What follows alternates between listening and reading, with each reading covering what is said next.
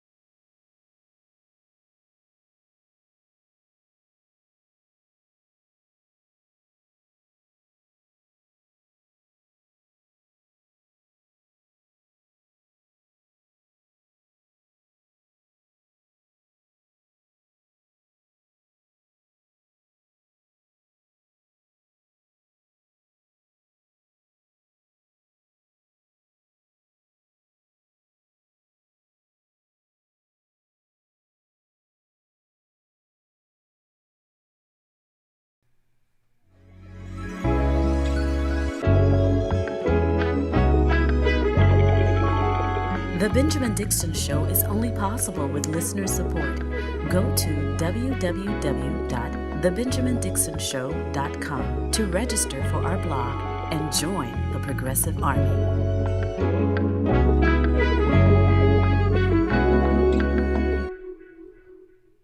Welcome to the Benjamin Dixon Show. I am your host, Benjamin Dixon. Today is Tuesday, August 11th, 2020. Thanks so much for joining us. I am live. We are live, like you can call in 857-600-0518 live. Matter of fact, let me put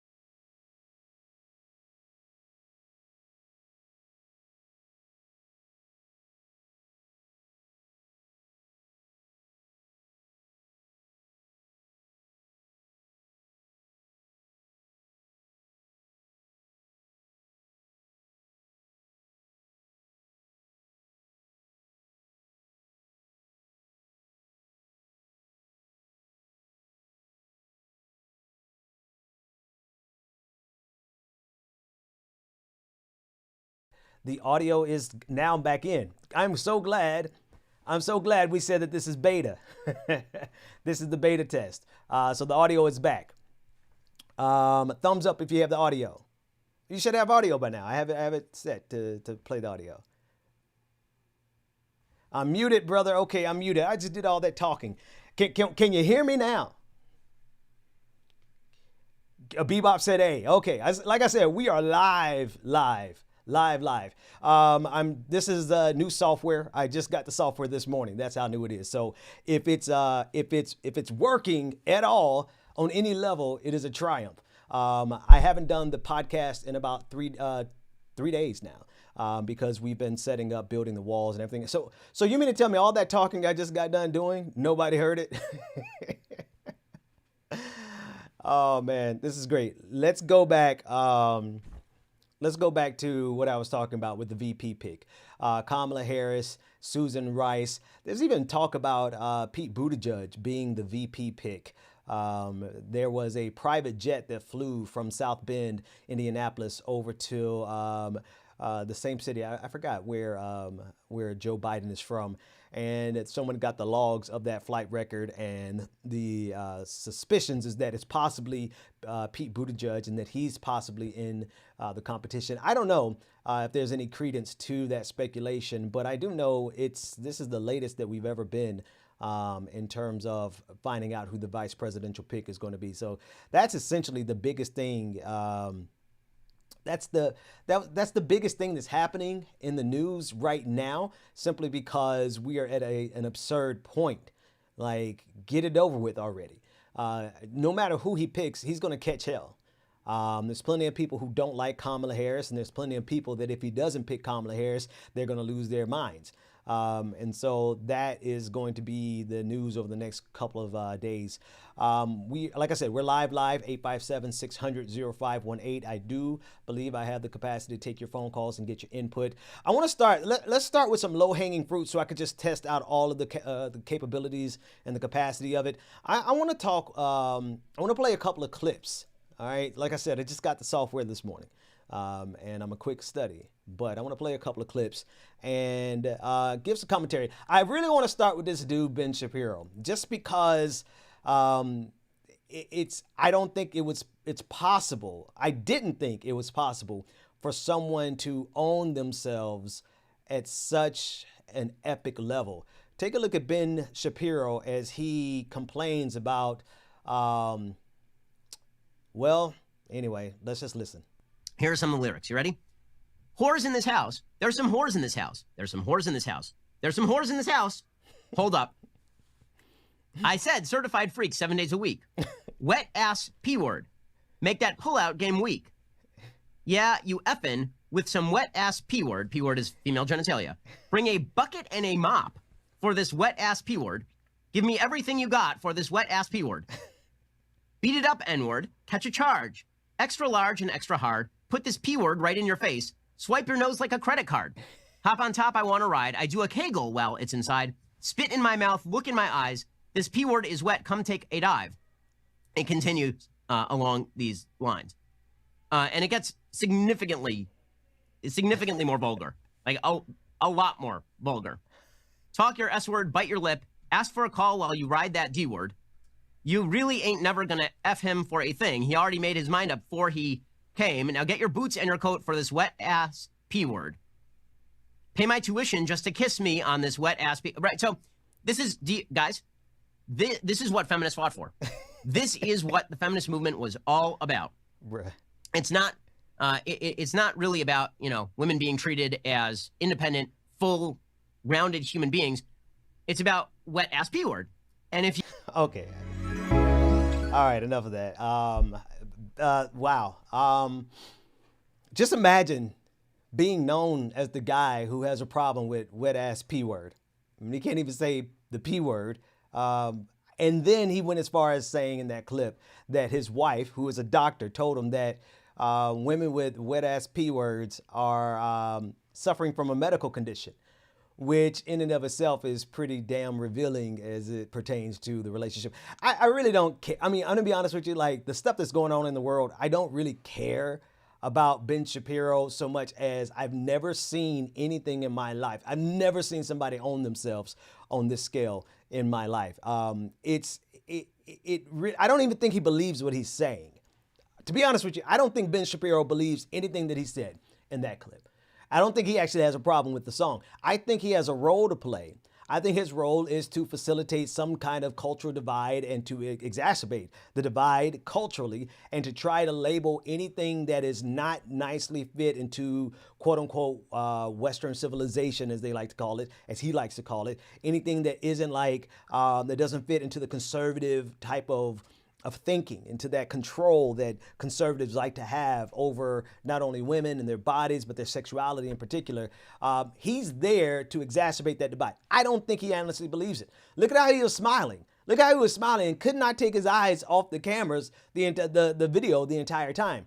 So I think that he is the person that is supposed to bring some type of intellectual credence to the ridiculousness that is conservatism, which directly wants to control women, their bodies, and their sexuality.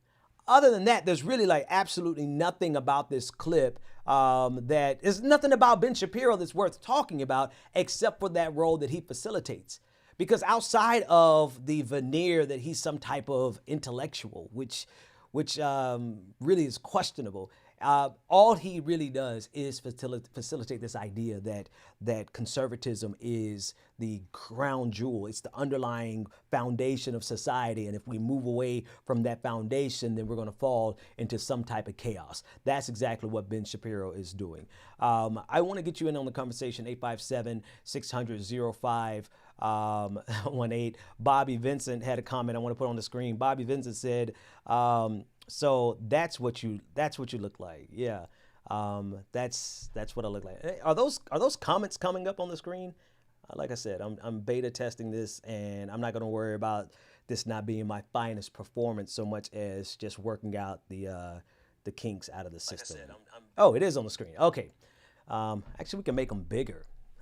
Let's see any other good comments in the comment section. I'm sure he's watched the video for that song only. I like this one.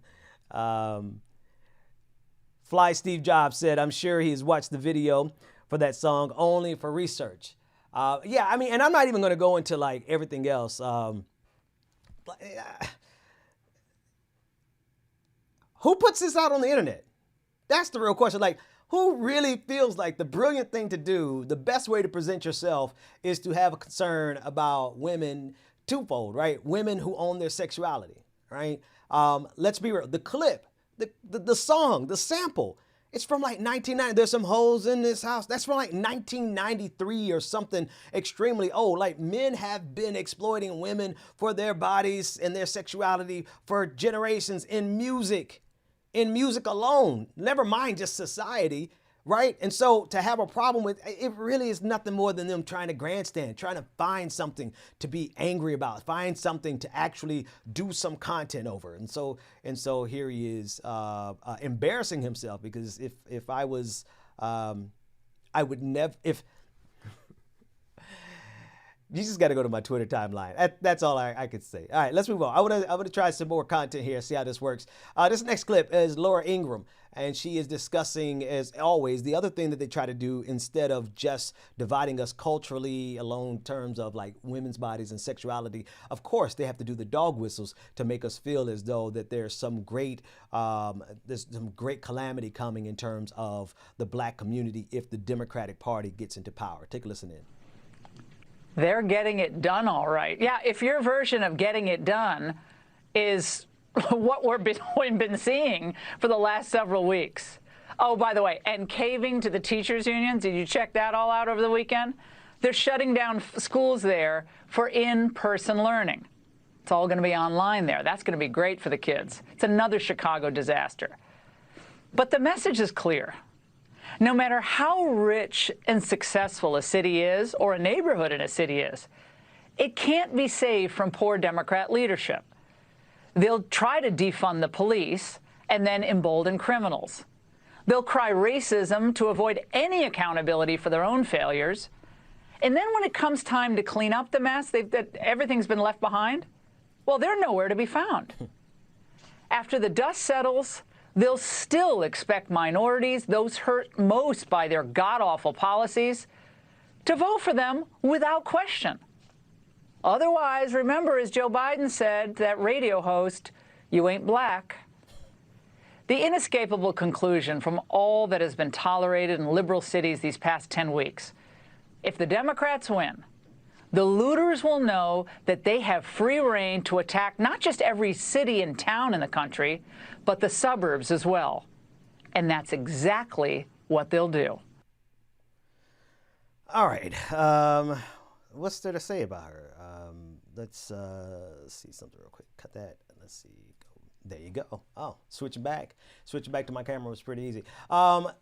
Again, these are the dog whistles, right? This is the par for the course in terms of Fox News. I was trying to find a clip of Tucker Carlson and Tucker Carlson's episode last night where they have really skipped the dog whistle phase of this, right? They have gone into full fear-mongering, scaremongering of white people using outright racism, outright their ability to vilify black people without even saying the word black people, like code words like Chicago. Like Chicago is a dog whistle, but what they're saying about Chicago is anything but a dog whistle. And the hilarious thing is all these things are happening underneath the Trump administration, but that doesn't stop them from scaring everyone, all their white suburbia, the white trailer park, all of their, bumpkin, as well as super rich supporters, scaring them into thinking that it could get worse for them, when in reality, there's absolutely nothing wrong. They're doing fine. Set aside the economic conditions of a lot of people who support Donald Trump that shouldn't support Donald Trump. There are people who are making plenty of money who are just fine, who participate in this fear mongering. So now the people who are doing fine in this country, they have everything that they want. Everything that they want. Laura Ingraham is talking to two different groups of white people. Those who have everything that they want, everything that they need in this pandemic. And then those who are the useful idiots, as Fred Hampton called them, the useful idiots of conservatives who go against their own economic best interests and do the bidding of white supremacy by supporting, by feeling as if they have some common identity with millionaires and billionaires, when in reality, they have far more in common with somebody from Chicago than they do with somebody from Manhattan. Right? And so that's who Laura Ingram's talking to. So there is a group who the conditions for them can get worse and most certainly will get worse, especially if Donald Trump gets a second term. And then those people whose tax breaks are going to be just fine because Donald Trump signed that tax bill into law back in 2017. So these are no longer dog whistles, though. That's the most important thing. These aren't dog whistles. This is just a direct message. All they do is change one word from black to Chicago. And they say, if you see what's happening with those people in Chicago, translation, black people, then you should be afraid because that's what Democrats are going to do when they get in power. When in reality, all this is happening. Listen, we are so far past the idea of Republicans and conservatives not making any ideological sense or any logical sense. Not ideological, but any logical sense. There's no logic to what they do. There's no logic to what they argue. There's no logic to any of it. All there is, quite frankly, is their ability to keep them fear mongering, keep their base disillusioned and afraid. And even though they won in 2016, they've managed to be both victorious as well as victims, right? They are trying to strike the balance of being both the individuals who the people who are the oppressed as well as the oppressors. That's what they really, really want to be able to do in this situation. And this is why Fox News plays such a tremendous role, because they have the ability to pretend and to convey a message that they are victims when in fact they are the victimizers. All right, let's try this out. Let's see. Caller, you are live on the air. What is your name, comment, and or question? Hello? Yes, this is you. You're live. Oh, hi, Ben. I called in a long time ago. It's Brianna. Hey, Brianna, how are you? Good to hear from you again. Here are some of the lyrics. You ready? Whores in this house. There's some whores in this house. Yeah, it's been a wild one.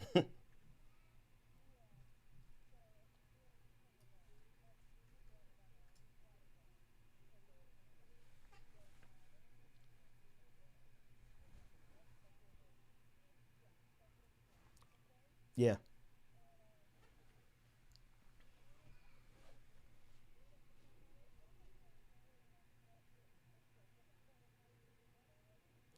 $167,000, I believe, is the most recent number. But actually, they said that you just went muted. Let's hear you again. Brianna, you're live. Let's start again and start again with your comment. We lost your audio for a second, but you're back. All right. I was saying that how in 2020, people on the left here, mainly the presidential race, were kind of screwed because we got Joe Biden, who him saying racist things. Mm-hmm. Mm-hmm. I don't know who's advising him right now. Right. Thing to do right now, and we got Trump, who's basically just cost over like 160,000 deaths all across the country because he screwed up this pandemic because he didn't want to believe it. And if we keep him in office, more people are going to die. And Yeah, it's a mess. it is. And so, Go ahead. yeah, and all. I think you're breaking up at that point. You're breaking up. Brianna, thanks for the call. You're the first caller back since we've gone back with live video and live audio. Thank you so much, Brianna. 857-600-0518. I want to elaborate on what she was saying, that we're between a rock and a hard place. I mean, quite frankly, I don't think anybody reasonable can honestly say that they think that it's going to be, think that Donald, as bad as Joe Biden is, I don't think anyone reasonable could say that Donald Trump is a better pick, right? I think that's a non-starter. But at the same time, Donald Trump, or rather Joe Biden, has consistently made it difficult to vote for him. This is why the vice presidential pick is going to be so important. The vice presidential pick is going to be important because most people nobody's excited about Joe Biden. Right? Everyone is making it seem as though the establishment is trying to make it seem as though they're excited about Joe Biden, but nobody. I can't think of anybody who is authentically excited about Joe Biden.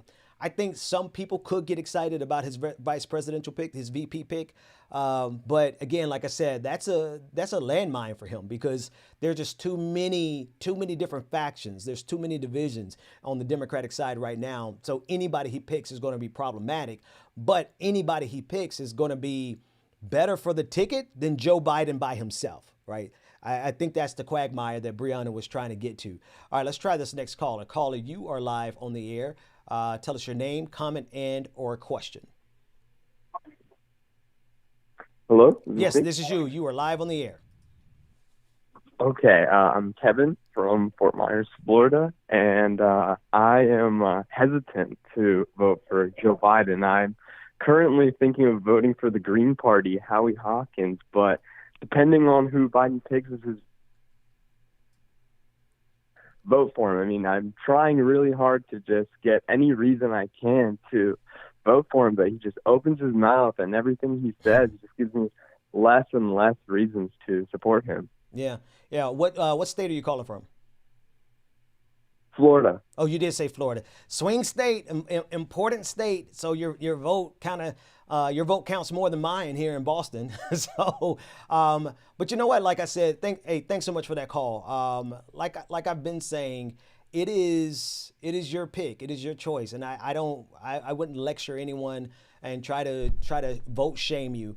Someone said in the comment section that they're voting against Trump and not for Biden. And honestly, that's my take. My take is that I'm voting against Trump and not for Biden because, I mean, honestly, there's nothing about Biden that I feel that I need to be committed to voting for, except for the fact that we have to get rid of Donald Trump.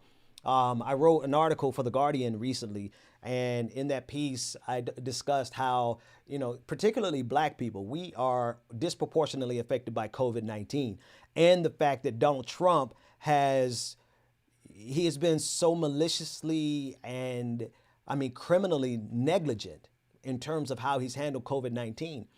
I honestly believe that if he gets a second term with as ignorant, his weaponized ignorance, his complete and lack of concern about the people who have died, we're already at 167,000, give or take. If he gets a second term, I know for a fact that we could possibly get to 500,000 people dead from COVID-19. And as a black person, we are disproportionately affected by that. So I'm terrified. I'm terrified of the notion that black people can bear the brunt of Donald Trump's ignorance on that scale. That's what I think of. So every morning when I get up, I'm like, thankfully I'm in a state where it doesn't matter that much, so I could vote for whoever I want to in Massachusetts. But for those of you who are in swing states, those are like, that's a really difficult decision for you to have to make. And I just, I want you to make it. It's your choice. Let's take this next caller. Caller, you are live on the air. What is your name, comment, and or question? This is Dimitri calling from Clearwater, Florida. Dimitri, how are you, man? What's on your mind? I'm good. I just want to piggyback off of what you said. I am in a swing state, so I will hold my nose and vote for Biden. I did go and early vote yesterday for local races. I believe that politics starts at the local level. And I do, when the DNC released the list of the speakers, I just feel that Bernie and AOC were thrown on there just to try to appease the left. Yeah. I don't disagree with And that. that's all I got. Thanks so much for that call, man. I appreciate you bringing up that point. The reason I don't disagree with you is because I'm one of the people who made such a stink about it. They were trying to not include AOC in the DNC and the convention. And I'm like, you morons are going to pick Anna Navarro, who is a conservative, who's a Republican. You're going to pick her to speak, but you're not sure if you want to have AOC, who literally, like, whether or not AOC is the literal future of the party, she's the figurative future of the party. She represents a transition point and an inflection point in Democratic politics. The whole squad does. Ilhan Omar, Rashida Tlaib, all of them represent Jamal Bowman. All of them represent a huge shift in Democratic Party politics. So for them to not include her was completely asinine. I completely forgot that I have video capacity. So before I bring on this next caller, let me check. Do you want to be on video? No? Okay. Okay, I won't do it. Caller, Robin, you're on the air. What is your name, comment, and/or question? I didn't even realize that you were airing right now. So, but I guess I will comment on. I love the show. Keep it up. And Hail Hydra. Thank you. Oh, okay. All right. You know what? You're probably calling me back because I called you to do a test earlier today. Yes. But yes, we're live on YouTube. Go check it out. 857. Thanks for the call, bro. 857-600-0518 if you want to join the conversation. Hail Hydra. Anyway, back to AOC. She represents an inflection point in the Democratic Party without question. And the fact that the Democratic Party is trying to ignore her, I think it goes beyond just the average, ordinary snub. They snubbed the same way that in the exact same way that they snubbed Nina Turner in 2016, to completely shit on those of us who have progressive policies at the core of what we stand for, and then put up Republicans like John Kasich, Anna Navarro, really is a non-starter. And it gives, it itself becomes divisive. Over and beyond the divisiveness of the primaries. Primaries are always tough. But for them to ignore the progressive faction in exchange for amplifying actual factual Republicans would have been damage to the party that I don't think that they could to handle. So to answer the previous caller's question or comment, to address it, that's the fact. They put AOC and Bernie on the ticket, on the platform to speak, simply because they wanted to pacify progressives. I'll take that, because if they hadn't, then we would have had to just tear everything down from top to bottom. Let's take this caller. One more caller. Caller, you're live on the air. What is your name, comment, and or question? Yes, Darren McCloud. I'm calling from Colorado. What's on your mind, man? But I relocated what's on my mind is that I relocated to Colorado and from South Carolina, and I stayed in, I lived in District 6 of South Carolina, and I wasn't too pleased of how Jim Clyburn set up Bernie to lose. Yeah. I actually voted in the primary earlier this year, and I'm at a point now I'm actually sick and tired of the older black establishment actually crapping on us, like, because it goes on within my family. I grew up in the South, so yeah. There's this dynamic of, because we older, y'all, we know everything, but y'all throw us under the bus generation after generation Yep. after generation. It's like he has to be primary. He has to go. Yeah. I don't care how high he is within the Democratic Party in Congress. He has to go. Yeah. But that's all I wanted to say. Hey, man, thanks for that call. That's factual. Jim Clyburn from South Carolina. I think the best impersonation I got is Jim Clyburn. I do a little bit of Barack Obama, but it's mostly Jim Clyburn of South Carolina. He has sold out the Democratic Party. He has sold out the black community over and over and over again in a way that that he does have to be primaried. I had a chance to meet him. He's a cool guy. And I understand the role that the Miss Leadership class plays with the black community. They represent symbolism, and that symbolism is strong, but that symbolism doesn't pay the bills. That symbolism doesn't address the material conditions of so many black people across this country. And so we are finally moving away from a generation of people who could afford symbolism. All right, so I'm warming up. I know I got a lot of technology around me. As you can tell, I was a little rusty at first, but I'm feeling this one right here. There's a generation of black folks as well as white folks, but we're talking about the black community right here. There's a generation of black folks who could afford symbolism because they were able to get the spoils of capitalism. They weren't capitalists per se. They didn't own the means of production, but they can afford a house. They didn't own a lot of stocks and bonds, but they were able to retire, right? Or they had a pension, right? They literally have enough to be comfortable. And so for that generation of black people, as well as some white folks, they were able to simply just look for representation in politics. The problem is that capitalism is never, ever, ever satisfied. And so it was not enough for the profit makers, for the capitalists to just get money off of the interest on your home. They wanted your home. They wanted to be able to foreclose on you and keep your home, right? It wasn't enough for them to make money off of you consuming at a normal level. Maybe you get a car, maybe you get 2 TVs and you take a vacation. No, they needed more profits. And so what they did was create an entire system that was built off of debt, right? America, like this entire framework that we have right now where so many Americans are in debt, that's not what America was at a certain point, right? But it was not enough for the capitalists to be able to make money off of your grandparents' mortgage, interest on the mortgage, interest on their car loans, and occasional vacation. They needed to be able to exploit us at every single level. And that's exactly why we are where we are now. And so we are in a material condition where we cannot afford representation. Our generation is totally different. We cannot afford to just have black people up there who look like us or white people up there who say what we want to hear. We need people who are going to actually address the material conditions of every single person across this country, especially those of us who are living paycheck to paycheck, or those of us who don't even have a paycheck, or those of us who don't even have decent housing or any housing at all. And so we don't have time for the representation of the black misleadership class like Jim Clyburn, which is why we got to get him out of office as well. Love him, met him, respect him, but you got to go. Caller, you're live on the air. What is your name, comment, and or question?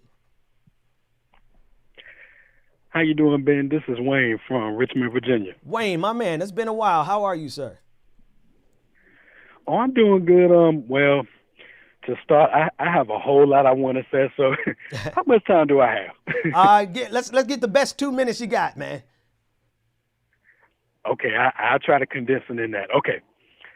My thing is regarding the Republican Party, well, starting with the Democrats, okay, I understand, the Democrats for the last 4 years or whatever, they haven't gotten it right each and every time. I get that. Mm-hmm. However, if we want to talk feckless, if we want to talk cowards, if we want to talk weak, that does describe the Republican Party. I mean, I just never seen anything like it, man. And it's not a good way to govern when the whole perception about your party is you can't say anything or do anything because you don't want to hurt Trump's feelings. Right. I've never seen anything like that. And then when I think about the Obama era, it's like some of those same guys that are in office now, they fought Obama tooth and nail, but when it comes to Trump, they just freeze.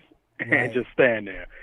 And then another thing I want to say is I've been having a lot of conversation with people, and they're like, Wayne, you sure you still want to, have a career in politics? You still sure you want to take that route? And I'm like, listen, all this news I consume, including your show, Ben, all this news I read on a day-to-day basis, Yeah. I'm still motivated to take this route. Nothing is going to stop me from saying, okay, no, this is too much. No, I'm still motivated to take this course, and listening to your show and all these other things, I'm still motivated. So I just wanted to share that with you and, of course, to other listeners, and then, continue listening to what you have to say. But other than that, keep up the great work, man. I love what you do. Hey, man, thanks so much for the call. 857-600-0518 if you want to join the conversation. And listen, I feel you. I feel what you're saying, and especially in terms of the ridiculousness of the Republican Party. I can't negate or minimize that. Like, they are an actual factual threat.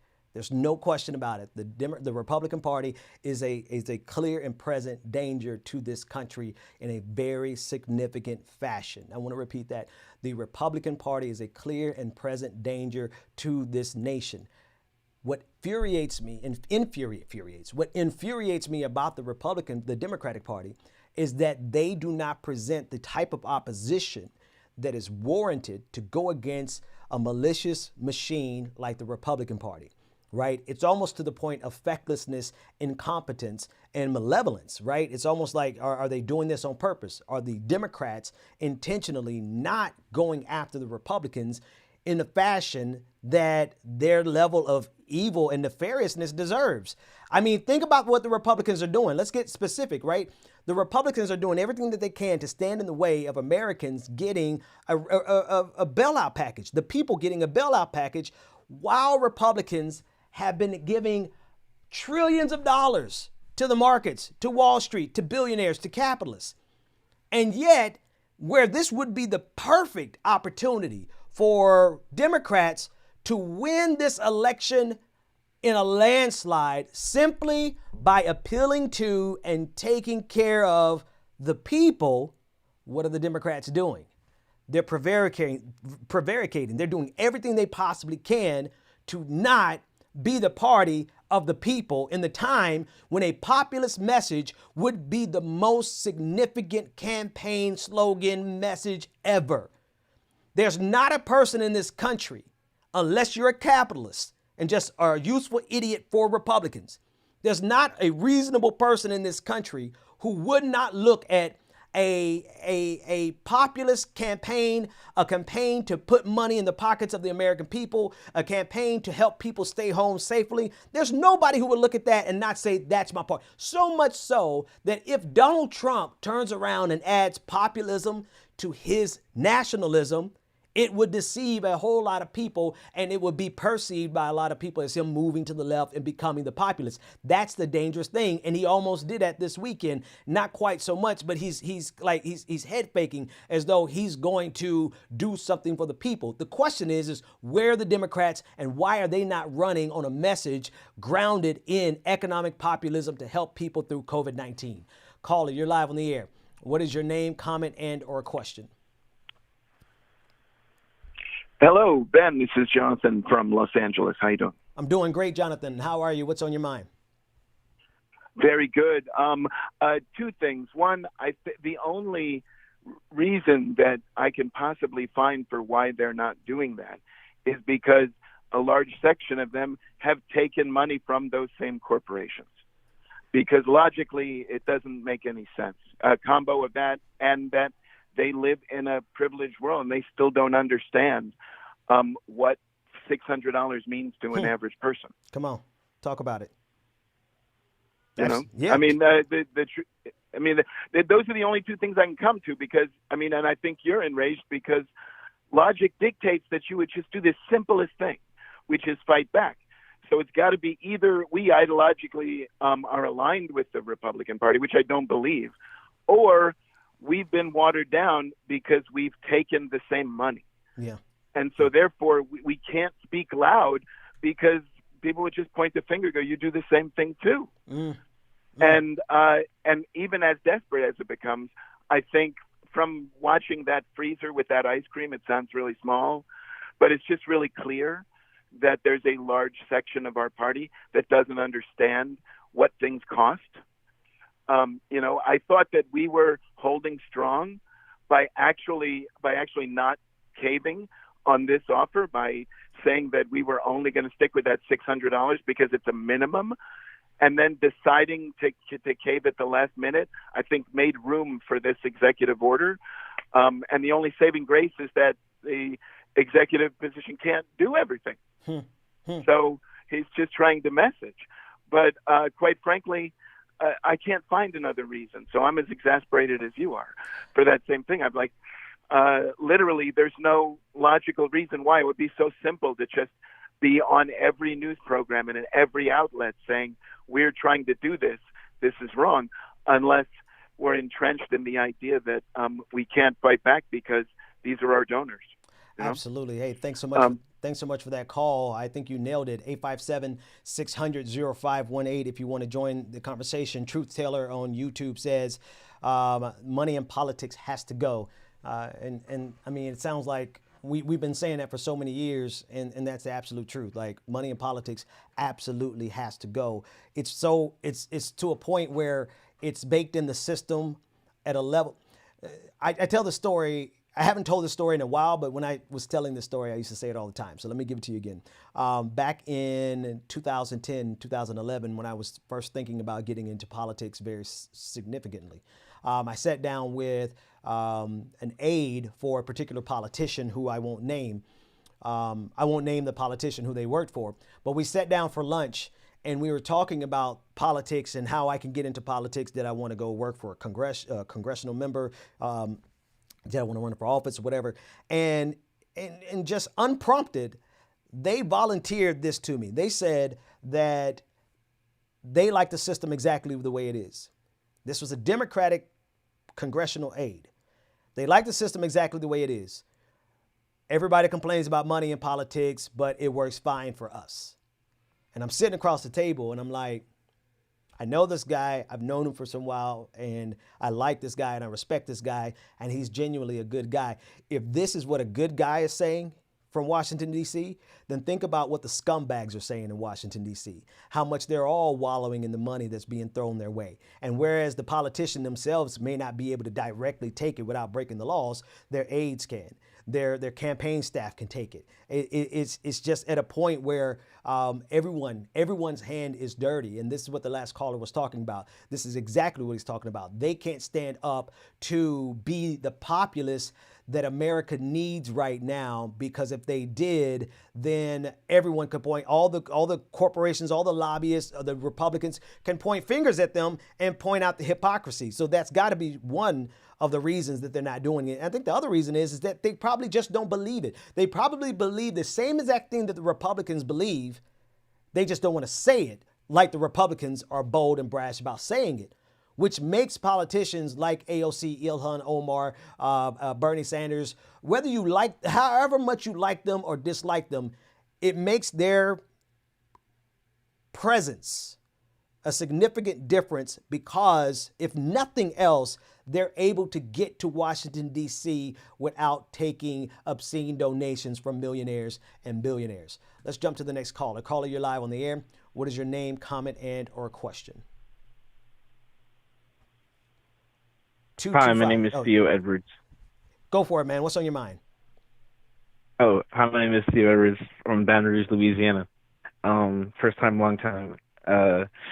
I just wanted to jump on the bandwagon of what you're talking about getting money out of politics, specifically about lobbying groups and where we're trying to go with the pushback of anti-Israeli money in politics. We're talking about anti-Palestinian money in politics. Okay. What I mean by that is I know that it's really hard for us to talk about specifically these types of topics because it can be seen as anti-Semitism, and I know that I don't want to put that like brand on you, but there is something that we need to actually talk about. A world where we don't have to be angry at each other for and using past grievances for economic gains. I don't know how to explain it better than that. Do you think that you kind of understand where I'm getting at with this question or this comment? Loosely, give it another go for me. Oh, so succinctly, we have a bunch of right-wing populists popping up across both America, Europe, and the Middle East, from Saudi Arabia to the shores of South Carolina, and we need to figure out a way to not lose them in a larger market-driven economy. And I just want to know, because if we have the larger market forces as they are co-opting politically liberal ideologies, where do you see us really trying to go with this? There's a lot of it seems like we're in between a rock and a hard place. Yeah. And where do you see where do you see our ideas going with this? Okay. I'm going to try to piece that one together. Thank you for the call, caller. 857-600-0518. It wasn't as clear. I'm going to be honest with you. I don't want to make a comment on that because it just wasn't. It wasn't clear enough to me. And you're right. Like, there is a minefield. There's a tremendous minefield when it comes to the label, the successful, how successful they are at labeling people as anti-Semitic. And so I've just gotten smarter over the years. So unless I really fully understand your question, I'm not going to reply, because they're not going to get me, man.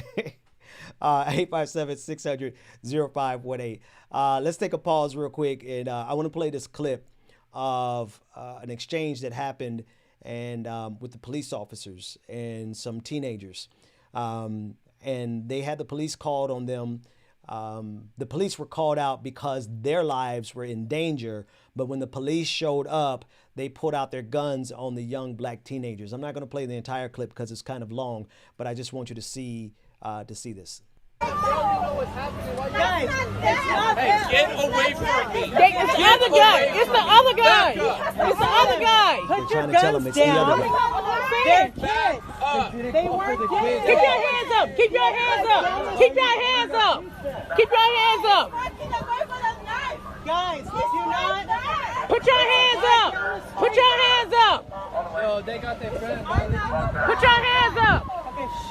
I'm the manager here at Buffalo Wild Wings. They don't care because they black. They don't care because they black. They don't care because they black. I'm the one that called you. They didn't do nothing at all. Back up. I'm the one that called you. It was not them. They didn't do nothing wrong. They put it. Sir, can I please talk to you for a minute? They don't even care. They don't even care. They didn't call the police. They don't even care that they got the wrong people. There's no reason. They're kids, bro. Back up. Hey, they're just kids. Guys, back up. We're not doing nothing. We're right here. We're not doing nothing. We're right here. We're right here. They didn't even do nothing. Back up. You need to let them go. That guy is walking away with a knife. I understand. This is some bullshit, man. This is bullshit. This is bullshit. They didn't even do nothing. They didn't even do nothing. Let me tell you something. That guy was drinking alcohol. There's a They don't care because they black. They don't give a fuck. They don't care because they black. Because they black. They don't care. Because they black. That's why. Yeah, they don't care because they black. They don't care because they black. Look at this is some bullshit. They didn't even the kids didn't do nothing at all. This guy. Okay, that's all I could do with that. That particular officer that has the entire assault rifle pointed at these kids like he's in the greatest moment of danger that he has ever faced in his life. Like that right there just shows you, and the fact that the person who called the police was there telling them they are not the people that I called you about. They were actually, in this case, they were the victims. But that didn't matter. It didn't matter to them that they were the victims. I want to read you the description from, I didn't know how this is going to appear on the screen, so if it looks raggedy, you got to forgive me. There we go. We'll do it like this. Tammy LeRae, she said, I wanted to share what happened to my son yesterday in SCV when he was with a couple of friends sitting at a bus stop headed home. He was attacked by a gentleman, homeless guy, who approached them and first asked them if they had any crack, then tried to take their things. The guy became so aggressive that he took his shirt off and put out a knife and whipped them, trying to stab them. His friends only had their skateboards to cover them from the knife and whip. So a whip, like a literal, I'm confused by the whip. So they got out and to keep the distance from this guy. Several bystanders, including the restaurant manager of Buffalo Wild Wings, called the police and reported two black guys, to get help for the boys. But one caller called the police and reported two black guys are attacking a homeless guy. This is how the police responded. This is something my son and his friends will never forget. I'm still wondering, how will I ever help my son recover from this traumatic experience? Please pray for my family. Please share to protect our kids. That is the most unfortunate reality of what it's like to just be black in America. You saw those police officers. And I hate to do it, but I just want to play the first couple of seconds again so you can see how this police officer has his position, his disposition towards these young men. Look at this. Look at it. This guy right here. Get away from me. Right there. That man. That's the dude. And I can't really say what I want to say on air. But this coward, this chicken-ass pig coward, was ready to kill those young black men, never mind the fact that he had the wrong person. Never mind the fact that they were aiming at the wrong people. They didn't care. They did not care. We ask you to let us know that you're not a voicemail system, so you need to press 857-600-0518. There was a caller who was on hold for a while. Caller, I apologize. I lost your call. But please do call back, 857-600-0518. All those kids had to do was sneeze the wrong way. And that could have been it for them. I'm going to put this comment on the screen because this is the truth right here. That's the truth. Caller, you are live on the air. What is your name, comment, and or question? Hi, how are you?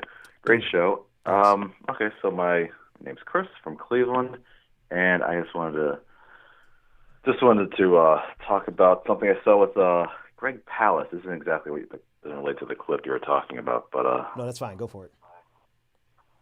But so Greg Palast was talking about how there's going to be voter suppression this election, and for instance, in Ohio, he was saying that there are certain rules, like you have to put 2 stamps on an envelope, but there's nothing written down like that. I don't know all the rules. Every state has some kind of little idiosyncrasy that can trip people up. And he's saying something like 1 in 5 mail-in ballots are ejected, and there's like a 900% chance more of your vote being rejected if you're African American. And I don't see the mainstream media covering this at all because it should be basically it should be covered more. Yeah, interesting. Yeah. No, appreciate that information. And there's all kind of tricks that they are doing and they're employing to reduce the turnout, right? Not the turnout, but the mail-in ballots. And this is what we see Donald Trump doing, even though he and his entire family use mail-in ballots. It doesn't matter. They don't care about the hypocrisy of it all. They don't care about the hypocrisy of it all. They are more than willing to use mail-in ballots for their own selves, and deny you the ability to do the same. We saw the same thing in last week when Donald Trump said that he wanted to allow mail-in ballots from Florida. And he started off by saying, well, because they have great Republican governors, literally said Republican, and that they have established a system that is foolproof, even though Florida's mail-in system is no better than other states. But because Florida has been extremely efficient at turning an election in the direction that they want it to go no matter what. You remember 2000. You remember the hanging chads? They've been perfecting their ability to swing Florida to whatever state they want. So, of course, Donald Trump wants them to be able to use mail-in ballots in a state like Florida when it is a critical state. But when it comes to any other state, Any state that's going to go blue, he's going to do everything that he possibly can to make sure that that they can't get a chance to mail in vote the same way that he gets a chance to mail in vote, in the same way his family got a chance to mail in vote. All right, 857-600-0518. I've got a few more minutes for a couple more callers. Again, this was a beta episode, first time back doing live video, taking live calls, and actually the very first time using this software to live stream. So all of this is brand new. Thanks to everyone who did super chats. If I could find a way to find everyone who did a super chat, I would give you a shout out. So give me a second to fiddle around that. I see a couple of people want to call in from YouTube. We're also streaming on Facebook and on Twitter. 857-600-0518 is the number to call in. One last thing before. Thank you. I appreciate that. I want to put this comment on the screen real quick and take a read of it. Police have drank the police propaganda Kool-Aid. They really think they're virtuous superheroes, badged crusaders with guns here to protect the world. Yeah, they believe that. But here's the other thing. I want to put an addendum to that. Here's a slight addendum to that. They're also extremely ideological. Police officers are extremely ideological. If you look at the voting behaviors of police officers, you will find that they vote with the Conservative Party, with the Republican Party, overwhelmingly. Overwhelmingly, they're Republican.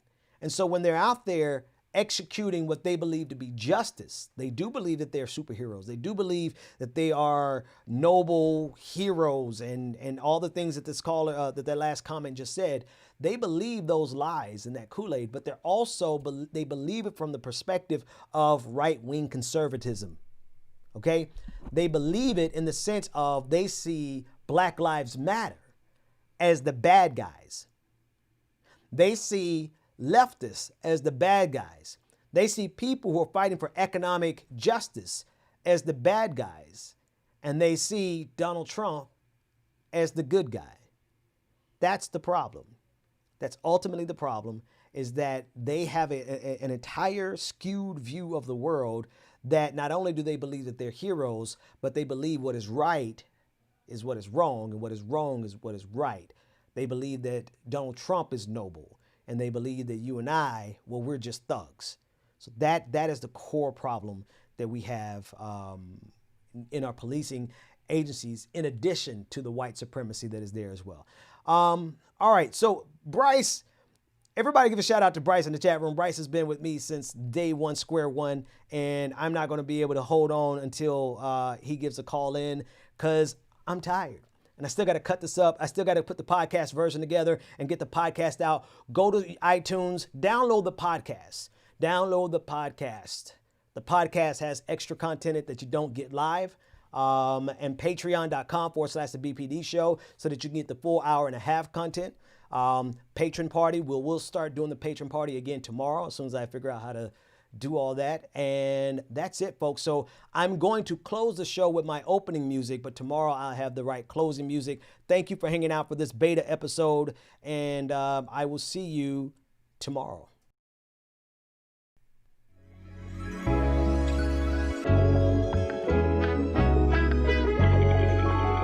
The Benjamin Dixon Show is only possible with listener support. Go to www.thebenjamindixonshow.com to register for our blog and join the Progressive Army.